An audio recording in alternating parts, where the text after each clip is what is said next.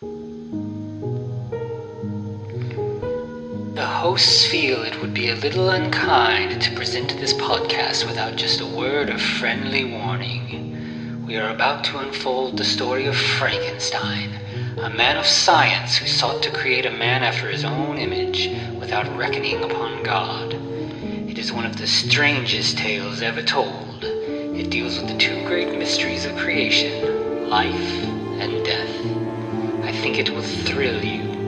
It may shock you. It might even horrify you. So if any of you feel that you do not care to subject your nerves to such a strain, now's your chance to. Well, we've warned you.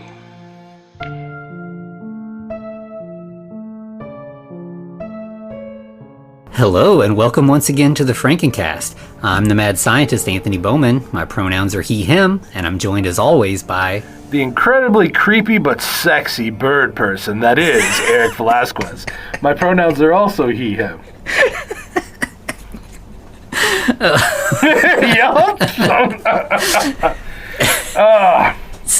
That definitely sounds like a thing that you would see in a Frankenstein movie, right? Especially one called Erotic Rites of Frankenstein. Oh boy, yeah. So this movie, like we said last week, it's it's by the same people who did Dracula, Prisoner of Frankenstein, but it is a whole different level of wild. Boy, I feel like Jesus Franco decided he was going to take some shots or smoke something before doing this one. So it literally, you press play, you get the title, the erotic, or it says, La Malédiction de Frankenstein for a second, and then we're in the movie. There's no title sequence. There's no opening credits. We're in the movie right out the gate. This one ain't fucking around. We're going for it. Yeah. It's we're at a science lab. We've got a skull, a brain in a jar, a Frankenstein monster. We know this is a Frankenstein with that. Yeah. Yeah, there's no question. And here, our Frankenstein monster is silver? Yeah, weird. The other one was Sharpie, but this one has a weird Tin Man kind of vibe. Mm-hmm. I don't know if it's supposed to be that he's made of metal, but it's just a guy. He's barely has much makeup or face prosthetics or anything. It's just a guy that is just painted with sparkly glitter silver paint. Right. Okay. Can we also talk about some of the returning actors? Yeah. So we have Alberto Dalbez as Dr. Seward, reprising that role. Dennis Price, reprising his role of Dr. Frankenstein. Fernando Bilbao as the monster. And for some fucking reason, Luis Barbo, formerly Morpho, is now Carante. Or Carante's dick. However you want to slice that. Yeah. Yep. So I guess, as far as content warnings, this movie has full frontal. Yeah, nudity and female. Yeah, male and female, full frontal nudity. It has some scenes of torture. It's basically S&M whipping kind of stuff. But you're gonna get some people being beaten. This is just leaning heavy into the sex and violence kind of exploitation film thing. It has, I think, probably the most nudity of anything we've watched so far outside of the monsters porn that we talked about on Patreon. But ooh, does it have more nudity than what was it? Not Regurgitator. Oh, Reagitator. Reagitator. Thank you. Ooh, that's a. Yeah, that would be the only one that even comes close. This has more nudity spread throughout the whole movie, whereas that one was sort of limited to a particular couple scenes. That's true. This one has an even spread that just covers the whole movie. Yeah, and in fact, it has so much nudity. So when this movie came out, Spain, I guess, had really strict laws about how much nudity could be shown in films. So they cut out all of the nudity in the Spanish version of it, and there were a couple scenes they had to just reshoot because they just couldn't even have the scene at all. Yep. And then in some cases they just cut around the nudity or zoomed in the frames or whatever. But they ended up losing so much time from the movie that it wasn't long enough anymore. That's amazing. So they shot a couple scenes. I watched this. I could only find the Spanish version without subtitles, but there's maybe 4 scenes spread throughout the movie of a Romani girl in the woods, and she never interacts with any other characters. She's just in the woods by herself. I think she maybe is supposed to be hearing Dracula's voice or something, but like, or not Dracula, but Cagliostro, Cagliostro. But she's only in the woods. She never interacts with any other characters, and they just interjected that throughout to make the movie longer. Right. So it's even more nonsensical because it's just, it makes absolutely no sense.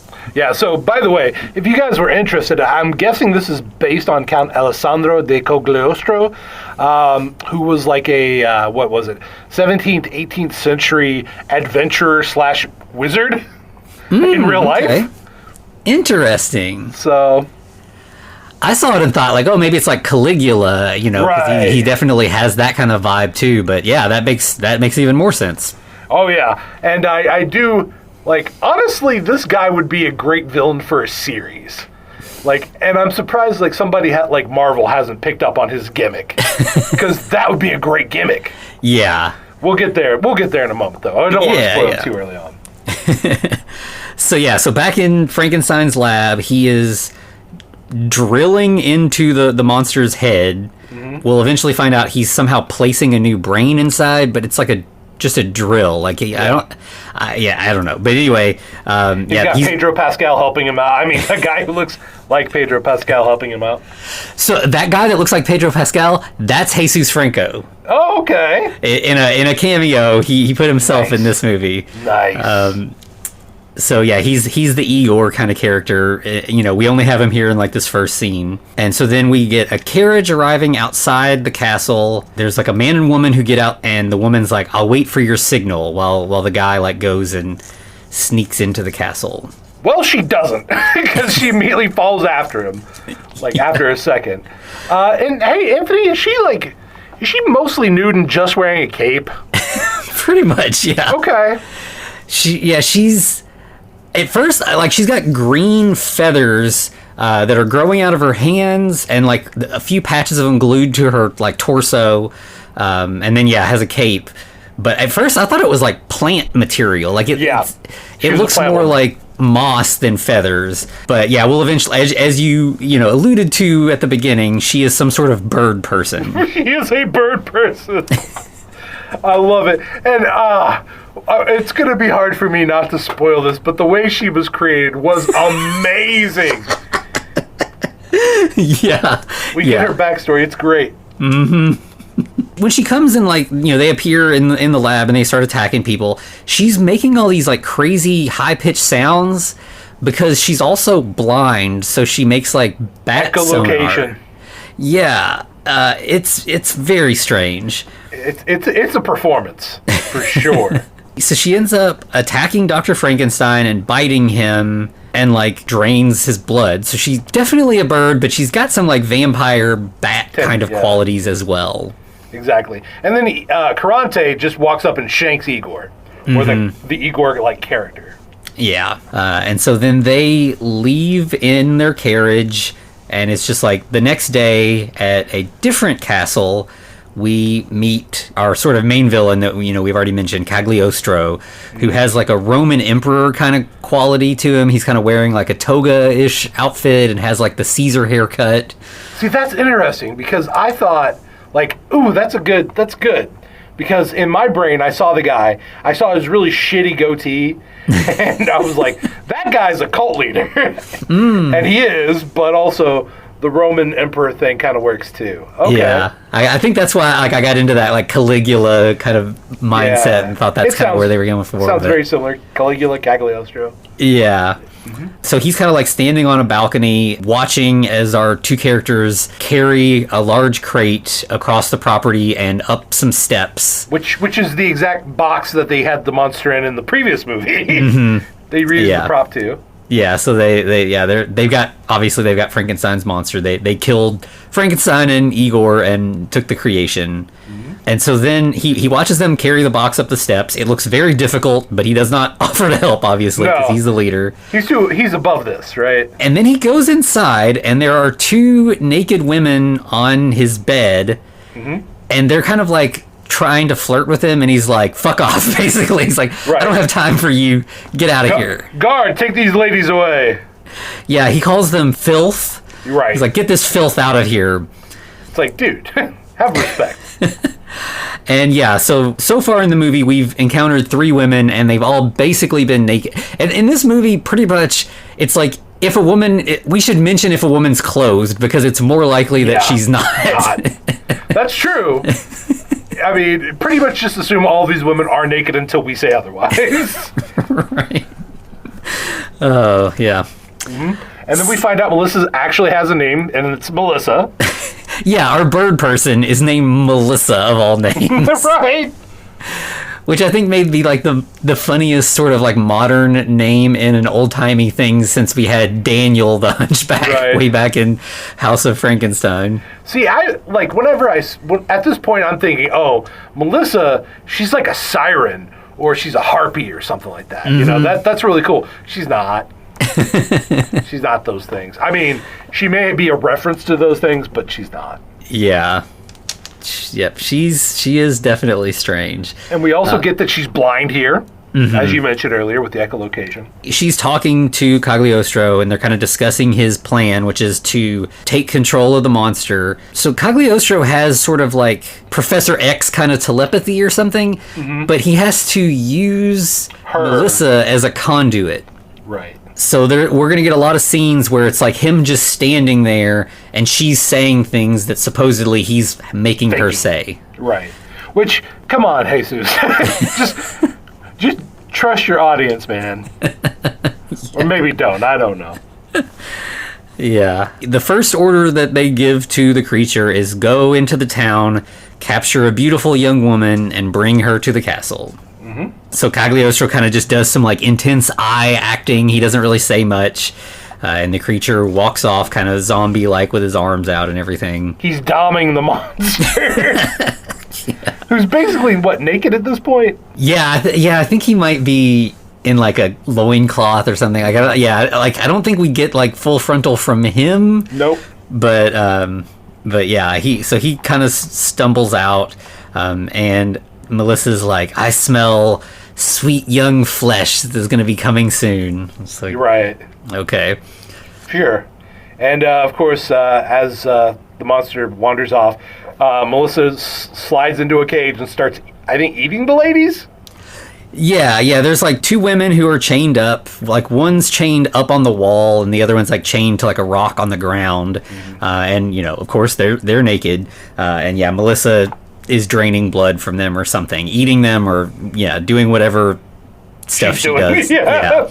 And then we cut back to Dr. Frankenstein's lab, where he's not fully dead, he's dying. Mostly dead. Yeah, and we get Dr. Seward appearing, and he's trying to save him, but it's not going to happen. But Dr. Frankenstein is like, I did it. I made my creation. He's out there. He's alive, and you need to bring him back for science.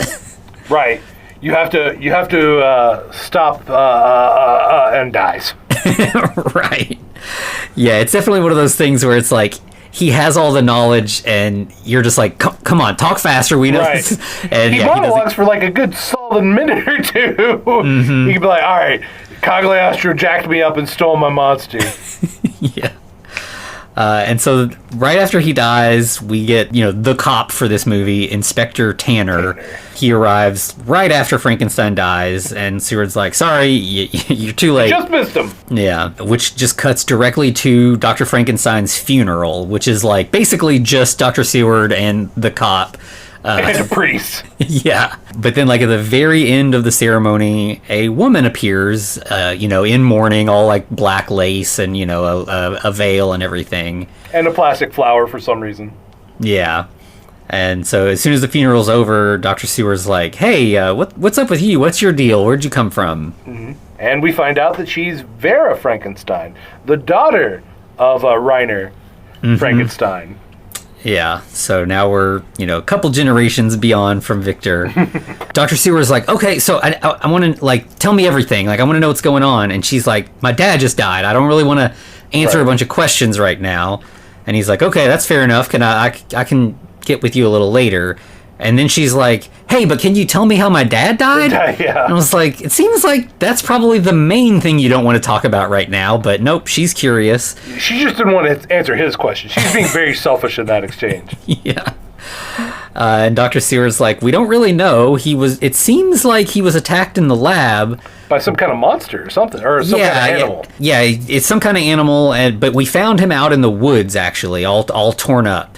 And she's like, do you think it might have been like a panther or a leopard or something? Some kind of, or wildcat, I think is what she says. Mm-hmm. And he's like, no, it looked more like bird. Like it was like bird talons or something. Dun, dun, dun. Yeah, she's like, well, that's interesting. And she's like, okay, thanks for the info. And she takes off. Right. And then immediately Tanner comes in and he's like, boy, is that Vera Frankenstein? Immediately knowing who she is. She gave me goosebumps just looking at her. Okay. So then we just see Vera she's got like an assistant of her own, like her own Lady Igor. Abigail. Yeah. Yeah. Igora? No. And they steal her father's corpse out of his crypt and bring it back to the lab. I mean, is it really stealing or just reclaiming? Yeah, it's technically hers, right? Yeah. Isn't that how it works? There's a lot of ethical questions being brought up by that. And her assistant's like, so do you think you'll be able to revive him? And she's like, I think so. And then instantly revives him. Right. Like, literally flips a switch and boom, he's back. Yeah. But he's like, I can only stay for like a couple seconds. And he fucking monologues for another minute. Mm-hmm. It's the same deal again. He's trying to give her all the info, but like, you have to avenge me.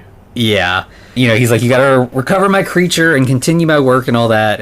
But yeah, it's like he babbles so much that she doesn't get everything she needs before he goes unconscious again. Mm-hmm. And then we get Dr. Seward has arrived and is, knocking on the door. And Abigail lets him in. He's like, I want to talk to Vera. Usually in this kind of thing, like, Vera would not be telling what she's up to, but she's instantly like, so I revived my dad, and this is what he said. Right. Which is great. Usually you have that stupid, like, miscommunication stuff where it's like, if all the good guys would just tell each other what's going on, they could team up and get some shit done. Right. So good on her for that. Exactly. Now she's actually coming out with it. And there's, like, Seward's kind of, like, not wanting to tell her what he knows, and there's kind of, like, a little bit of tension there. But he's also trying to flirt with her, Mm-hmm. And she's not having it. She's like, my dad just died, man. I've got something to do, bye. She kind of sends him away. We cut away to a woman getting ready for bed, which of course means that she's got, and this is like an aristocratic lady, so she's got a maid with her who's like taking her clothes off for her. Right, but ever so slowly and making sure the camera sees all of it. Yeah, it definitely feels like he's behind the camera, like a little slower. Do that a little slower. Yep. That's clearly for us or the director. Mm-hmm. And meanwhile, Melissa is outside watching them through the window. She's kind of like squawking, making some bird noises. Right. And then sends the monster in to get her. So this is the first of the beautiful young women that Cagliostro wants. Exactly. I love how the monster just kind of runs in and jumps on her while she's on the bed. Yeah. Yeah, he's not subtle at all. No, he definitely was like, dive bomb! And then we just cut back to Cagliostro's castle where they've got the captured woman, and he's very pleased with their selection. Right, and this is the beginning of a new race because, or at least that's what Melissa is telling the cult of Cagliostro, which is a bunch of zombies in fancy clothes walking in, and then a couple skeletons and one elf. Mm-hmm. Yeah, the skeleton, it's just like, the masks are pretty cool. Like, they're just skull masks, but, like, they look good. They don't look real, but they look like cool masks. Yeah. And then, of course, the zombies just look like zombies, as they do. Yeah, and Melissa's kind of, like, telling what the plan is, but it's also, she's doing it in, like, these are the erotic rites. Like, she's doing, like, ritualistic kind of stuff, and, they're creating this master race that they call Pantos. which weird because in Spanish that sounds like pants. I mean, in English it sounds like pants, Yeah. but you know. Yeah, I wonder, like, because there's like, pan means all, right? Well, it could also, could be no, it wouldn't be phantoms because that would be phantasma. I don't know where they're going. I really don't. Yeah. While all this stuff's going on, like you said, there's this whole sort of his cult, which I think are mostly like things he has created. Yes. I think the whole deal is he keeps trying to do better and better with more effective creations, and like Melissa so far is his best thing, but he wants to even do better. Right. Yeah, like you said, he. Well, we're going to learn more about his creations later on, so let's not spoil that. Yeah, like, because while this is all going on, Cagliostro orders this woman to be decapitated. Yeah. He's going to use her head to create the perfect woman. And what's that goofball's name? Not Contrante. Carante. Just like slices her throat, she bends over, and he just drags the knife around the back of her neck, but apparently that decapitates her. Right. And he talks about, that was a clean cut. That was great. I did a great job, boss. Yeah. So then we go back to Vera, who shocks her dad alive again. And he's like, okay, sorry, so I didn't get to finish my story. But so there's a guy, he's super evil, he's like the most evil guy ever. And she's like, yeah, okay, what's his name? He's like, Exactly. Seriously, like the evilest guy you've ever... All right, what's his name? Let's hear the name. And finally, he's like, he finally says Cagliostro. Yeah, yeah, exactly. And I was like, thank God he finally fucking said it before he died again. I imagine she was relieved as well. But we actually learned that Cagliostro, he's transcended human life and death. Mm-hmm. Like, literally every time he dies, he's just reborn 9 months later. Mm-hmm. And we also get that he lives in Barna Castle. So Vera's got some good info now. She knows a name, she knows a place. So she's all set to like get the monster back and stop Cagliostro. All right, we've got a plan. We can actually do it now that Dad's basically out of the picture. And he can't monologue and just repeat the same thing 5 times, right? Yeah. And in fact, I mean, we cut from that to Vera and Abigail at the castle. Mm-hmm. They see the Frankenstein monster hop into a carriage and ride off. So they're like, follow that cab, basically. Right, follow that carriage. They end up going after him instead of staying at the castle. You know what, Anthony? It's been a long time since we haven't seen a lady naked. Yeah, it's probably been a good maybe 5 minutes. If that, but still. So now we're cutting to a random lady who looks a lot like Vera being drawn like a French girl for you Titanic fans out there. Right. Yeah, so that's the justification this time. Is she's a painter's model, so she's got to be naked, right? Yeah, gotta be. The guy's painting her or whatever, and then she's like, I've got kind of a headache. I think I'm going to call it a day. And he's like, all right, that's fine. So she gets up to leave, steps outside, and then immediately the Frankenstein monster grabs her. It's amazing. And, of course, Vera's there, though. She followed him, and she's like, hold up. You got to obey Cagliostro, sure, but take me instead. Mm-hmm. Take me to Cagliostro. Obey your master. Which I don't know if she was saying her or Cagliostro or both. I don't know. But the monster's like, all right, I'll take you. And he just picks up, he puts Esmeralda down, picks up Vera and walks off with her.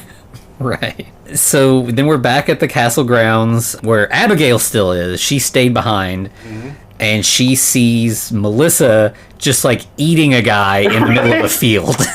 Right. And then Melissa just pops up. And this is actually terrifying. She's like, "Wah!" And like somehow echolocates Abby. Yeah, she's got blood all over her. And we never really said, but she's also got like big claws on her hands, like her like bird talons, basically. Yeah, that's how she tore Frankenstein. Yeah. Abby beats the shit out of her as Melissa tries to get her. Yeah. Good for you, Abby. Yeah, and so she manages to get back in the carriage and escape. But then inside, Cagliostro's like, all right, I'm ready to see our newest acquisition. Take me to the prisoner. Mm-hmm. And presumably Vera's whole plan here is to, like, pose as the captive woman and then, like, accomplish something, like Trojan horse herself into the castle, basically. Mm-hmm. But literally the second that Cagliostro walks in there, he's like, oh, This is Vera Frankenstein. This isn't the painter's model you were supposed to steal. Right, you fucked up. This is Vera Frankenstein. And Carante's like, oh shit. Because, like, come on, man. You should have knew. Yeah. Well, apparently Cagliostro thinks so too, because he's like, all right, guards, get this guy. We're going to kill him later. Right. So you don't fail Cagliostro, I guess. Yeah, and, so Vera's now just chained to the wall, and Cagliostro knows who it is, and it's like, man, your plan is not going so well here. Right. Like, you just let yourself get captured, and now you're stuck. Well, he's into BDSM and degradation, because he tells her she's garbage and then spits in her face. Yeah. And then Melissa comes strolling in, and she's got a cut on her face from Abigail. Cagliostro's like, all right, well, I'm going to have to punish you all for fucking up this mission, basically. Right. Not only did he get the wrong person, but he left Melissa behind and she got hurt. So yeah, he tries to play it off like, oh yeah, Melissa stayed behind, and Melissa's like, nah, he abandoned me. But I ate a dude. Yeah.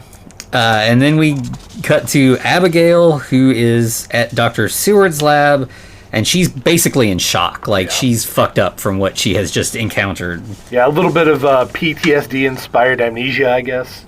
Yeah. Tanner's there as well, and they're, like, trying to get her to tell them what happened, but, she can't really get anything out. And they go through this whole, like, word association game, where they're, like, trying to get her to say something, and they keep, like, saying, they'll say a word, and then she's supposed to say a different word, and they somehow that's going to get her to, like, break through the trauma and tell them what happened. Well, I mean, technically it works, because what do they say whenever she's like, he says Vera, and she's like, Cagliostro. Yeah, then it just ends with her just, like, screaming Cagliostro over and over again. And so she also tells them where, like, then they're like, oh, Cagliostro, and then she's like, Bronte Castle. Yeah. So she's like, all right, it worked, I guess. Yeah, so now they have all the info that Vera already has. And from there we cut back to the dungeon. So now we've got Vera chained up with Carante. So yeah, this is the scene that is like the torture scene. They're both fully naked, tied back to back. Carante is in flagrante for sure. Yeah. So yeah, we're getting everything here. Like, and it's not like, oh, it's full frontal, but the camera's kind of far away and you can't really tell what's going on. You're getting dong. The camera's making sure that you're going to see anything that you're interested in seeing. I guess if you're into dong, it sure does.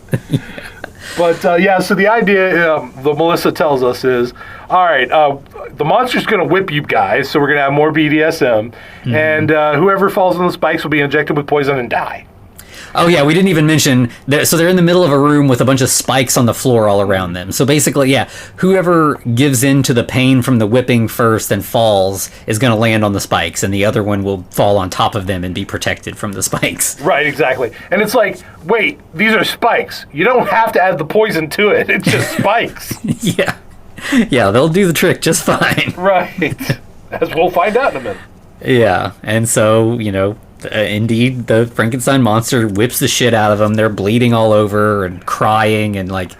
I know it's supposed to be both of them, but it really looks like he's just whipping Vera, even though the random wounds appear on Carante. Yeah, I think that's definitely like it's more fun to watch her, twitch and cringe from the whipping. Yeah, definitely some. Yeah, if you're into that kind of S&M kind of stuff, this is like some Desaad kind of stuff. Yeah, pretty much. But yeah, so like we said, ultimately, Carante gives in first, falls forward, and is impaled on several spikes. Yeah, and then Cagliostro and Melissa laugh maniacally because they are the bad guys and want you to know it. Right. Cagliostro frees Vera and is like, now that she's gone through this torture, I think I've broken her and I can control her with my mind control powers. Yeah, so that's what they do. They basically brainwash Vera. Mm-hmm. And it's the same deal where, like, Melissa's doing all the talking for Cagliostro. But he's mugging really hard. He's like, ah! And so they're enlisting her because they want her to help them create this perfect bride for her father's monster. Yeah, I mean, she is a Frankenstein, right? All Frankensteins can do this. Right, absolutely. Then we cut back to Dr. Seward's lab, and he is arguing with Inspector Tanner, like, over what's going on, basically. They're trying to decide what's happening and what they need to do about it. Mm-hmm. Yeah, that's actually where they do the whole word association thing. Right. This is where they do that. We get that scene kind of cut back and forth and everything. But yeah, so they get the info from her. They go to Frankenstein's lab. Yeah, where they find Frankenstein's corpse. And so it was kind of silly when Vera was like, I'm not sure if I can revive him. Click, okay, he's revived. Right. But now we have Dr. Seward. He doesn't even know it. He just flips a switch and brings him back. Yeah, it's like, who knew that reviving corpses is this easy? Like, come on, yeah, it's easy. No. And so he again, Frankenstein wakes up and says, he's like, now you know my secret. Yeah, and he's like, Vera, I sent Vera to get revenge on Cagliostro, and he's at Barna Castle. And so they're like, okay, I guess we need to go help her then. Right, this is basically all of the information they already knew. Mm-hmm, yeah. And instead of leaving to go to the castle, they start searching the lab, and they find Frankenstein's journals, and they're flipping through that to see if there's any other clues they might be able to find. Well, guess what? 3 times was the magic number to keep someone resurrecting permanently. Yeah. Because Frankenstein is now up and moving around and creeping through the hall. And he instantly attacks Dr. Seward and is like choking him out. Right. For what reason? Just cause? Like before, he seemed like a very helpful revived corpse, but now he's suddenly like a villainous revived corpse. I guess it's because he knew his secret, and for some reason, Frankenstein thought he could take it back to the grave with him. Right. But good thing Inspector Tanner sees a jar of sulfuric acid. The most potent sulfuric acid in history. He just splashes this whole jar on the two.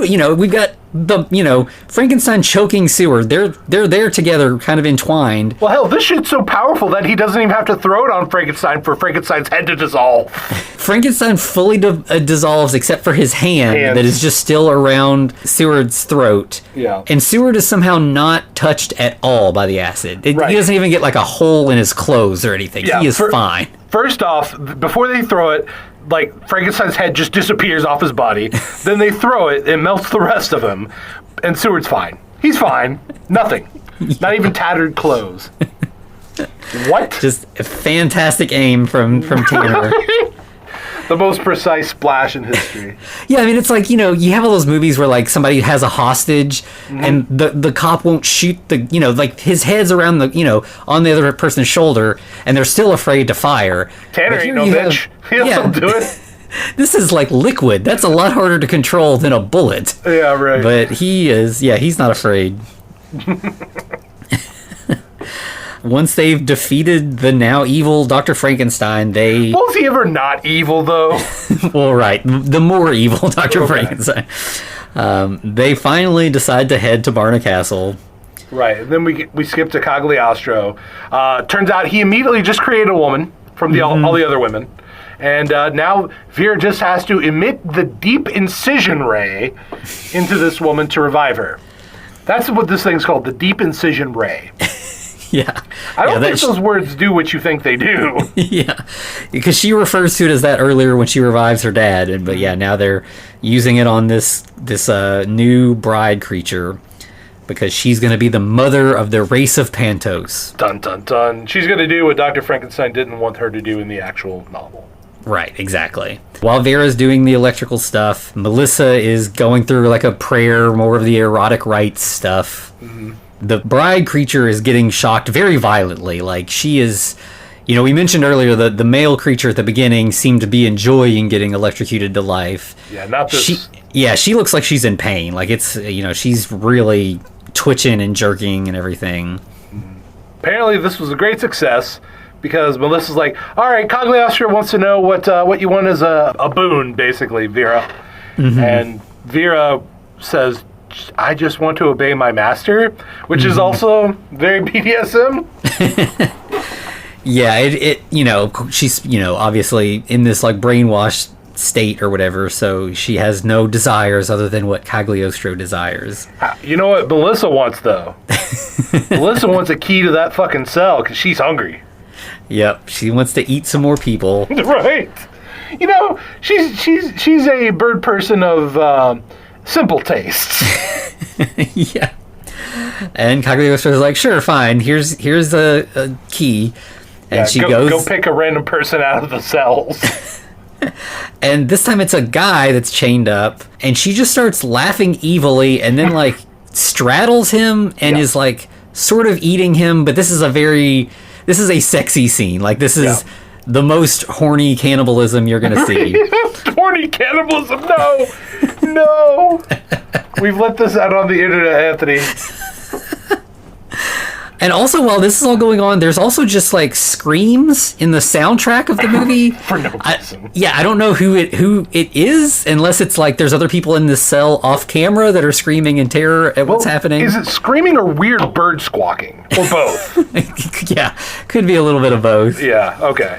Fair enough. Yeah, and so that's all going on. Then we see outside the castle, Seward and Tanner. They see a single solitary castle guard that they are able to subdue easily and sneak inside. I love how Seward just, like, jumps the guy, and that's it. Nothing else. Just jumps him, and the fight's over.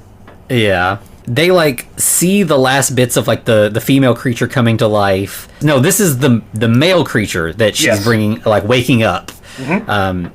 And Dr. Seward pops in and is like, your master's dead, and these people are the ones that killed him. They're responsible, so you should get revenge from your dead master. He's just like, kill them all! Kill them all! Yeah.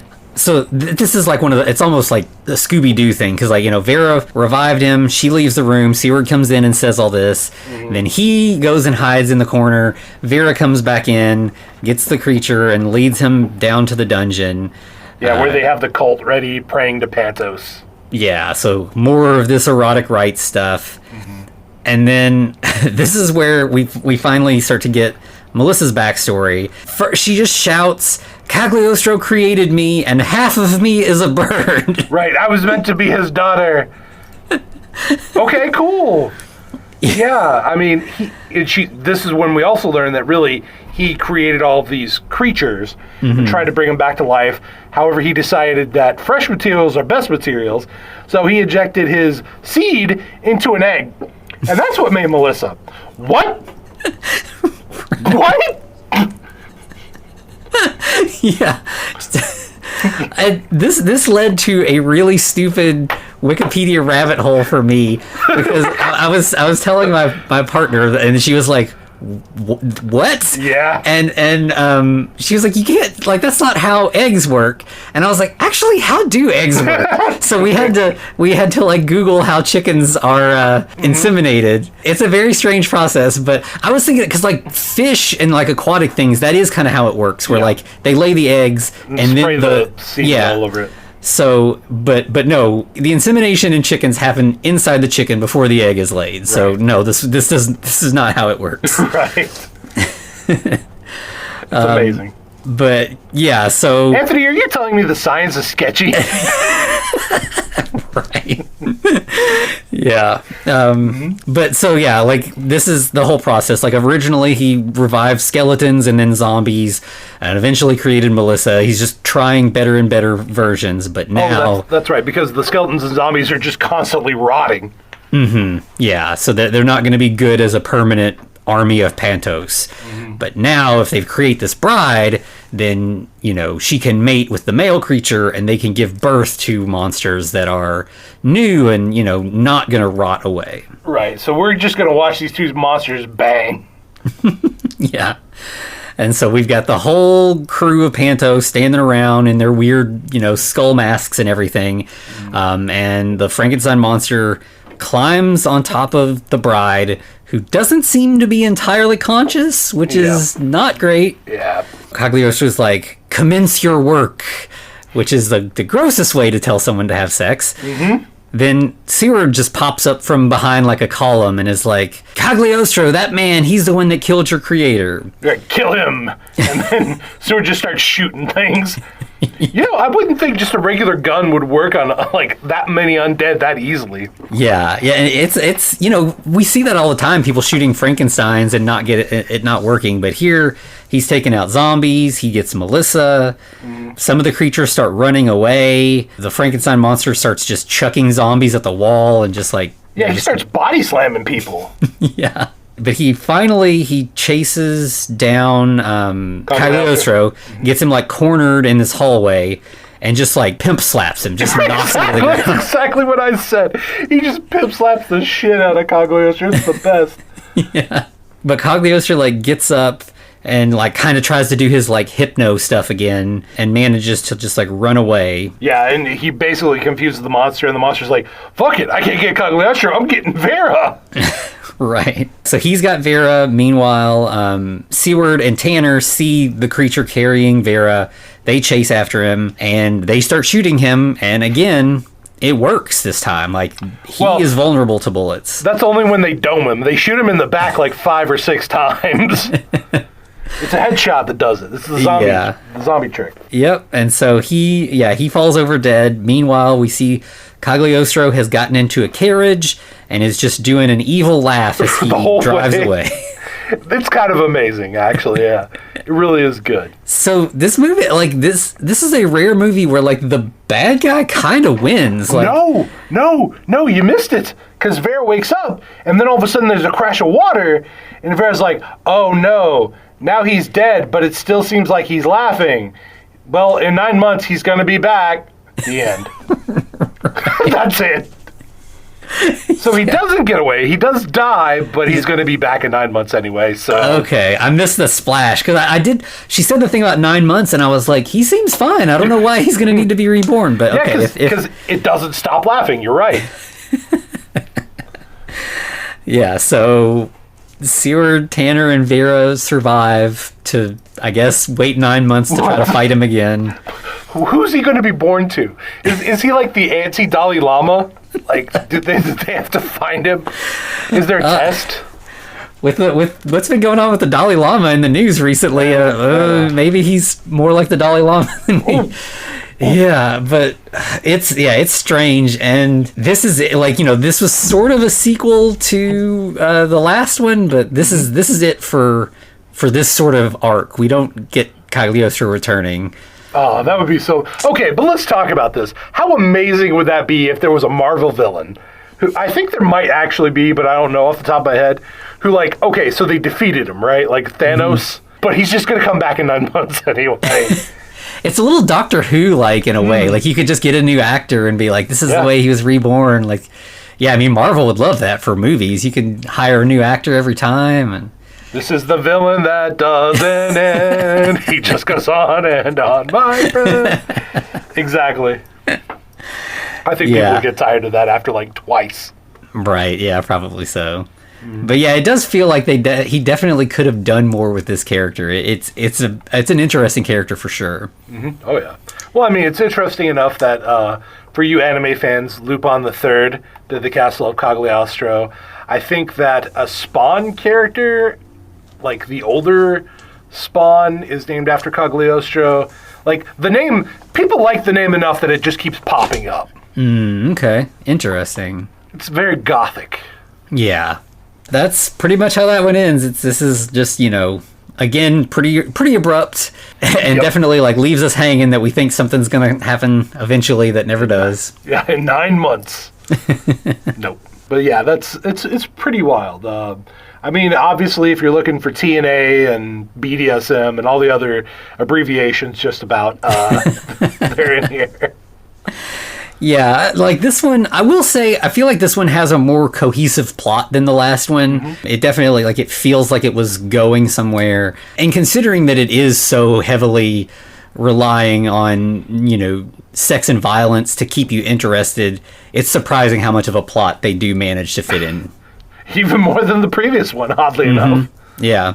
And I think, I mentioned the thing with the Spanish version. I think the whole deal is that the Romani girl was gonna be the person who gives birth to Cagliostro the next one or something. Oh, that's terrible. I think that might be what they were implying, but she never meets Cagliostro in the movie. She never meets anybody else in the movie. But I think that was like, well, since we're filling time, let's fit that in to kind of like build on to the ending. Jeez, that's awful. I hate it. Yeah. So that's something, all right. Mm-hmm. It is something. Again, not a lot of subtext to dig into. This is just a fun movie. It's just a gothic, silly movie full of nudity. When you're in the mood for that, sometimes you're in the mood for that. Sometimes you're in the mood. That's right. This is here for you when you need that. Fair enough. All right, we got anything else to say about it? I think that's it. And there are more Jesus Franco movies that are Frankenstein-ish, but they're like a different story arc. Like they're not tied to this. So we will probably be visiting him again. Not next week, but eventually we'll see him again. Yeah, honestly, with this movie, I think I've seen enough dong, Anthony. Maybe we should have some more. Is it weird to say lady bits? I apologize. But, maybe we could see some more Lady Frankenstein. Yeah. So, we had Vera. She was a Lady Frankenstein. But, yeah, next week we're going to talk about the movie Lady Frankenstein. Beautiful. All right, where can they find us, Anthony? So you can catch us all the socials, Twitter and Instagram primarily, at The Frankencast. You can also email us at thefrankencast@gmail.com. We're also on YouTube, and you can also find us, of course, at patreon.com/thefrankencast. As always. And thank you all for hanging out with us and paying attention and just spending your time with us. Yep. Yeah, your support is very much appreciated, whether you can afford to sign up to the Patreon or not. We just like to hear from you however you're comfortable reaching out. Absolutely. In that case, to be continued. Looks like you survived another episode. The Frankencast is a production of FCR Media. It's hosted by Anthony Bowman and Eric Velasquez. Follow us on Twitter at The Frankencast, or send us a letter at thefrankencast@gmail.com. Our cover art is by Amanda Keller. You can find her at Keller Illustrations on Instagram. Our theme music is by Vivek Abhishek. Thanks for listening.